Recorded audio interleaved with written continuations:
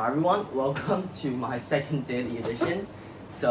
I'll first start with a little update. I've recovered, I guess. I was a bit tired yesterday because I slept really late for some personal reasons.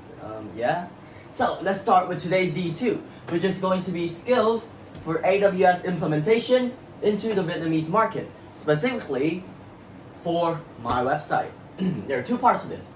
Firstly is all the stuff and the steps and the guides on how to do this, and secondly is going to be the 3 weeks and how they've summed up the first quarter of my journey in order to build a website.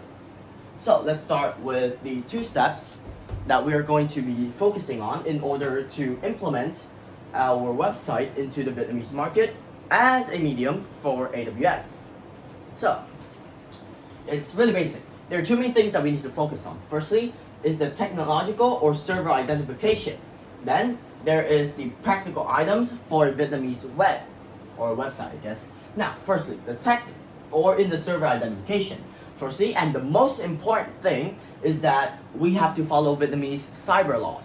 Firstly, because Vietnamese cyber laws are very different from American cyber law, and they might vary in areas from maybe what you can do on the internet. For example, because Vietnam has a bit of more of a restriction on what you can post, what you can say, and how much it takes for you to get like cancelled on the internet. Secondly is how we server host and like how we zone it and how we manage the server, because basically when we first start the website, either we put in our own services, which is going to be optimal, or we use other companies' website hosting services, which in this case ain't good, because we're a server hosting like web service company, and we can't trust in our own products. It means that customers can't trust in our product. So for this part, our company, my company, is going to be using our own services in order to manage our server, host the server, and zone with our server. Now, next is going to be the practical items in the Vietnamese web.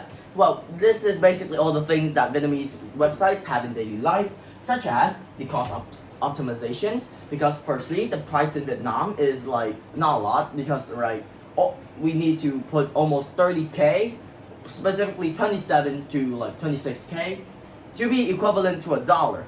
And 30K in the Vietnamese market can buy you like a whole full dinner, whilst in the US, a buck can buy you like what? A Snickers bar? I don't know. So the difference in the economy is a lot.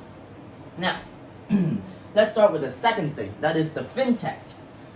Financial tech in the Vietnamese market varies a lot, as I said before, from the American, UK, or any other market.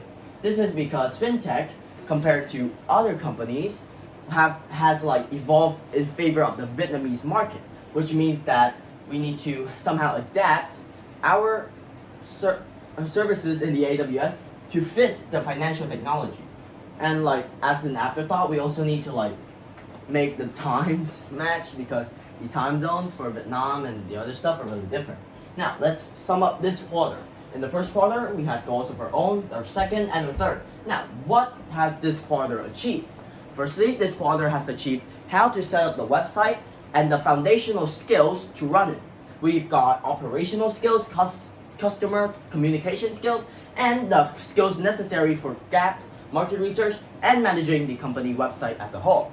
So with this DE2, I've summed up the entirety of this quarter, week 1, week 2, and week 3, focusing on the necessary and foundational skills needed for a website for my company.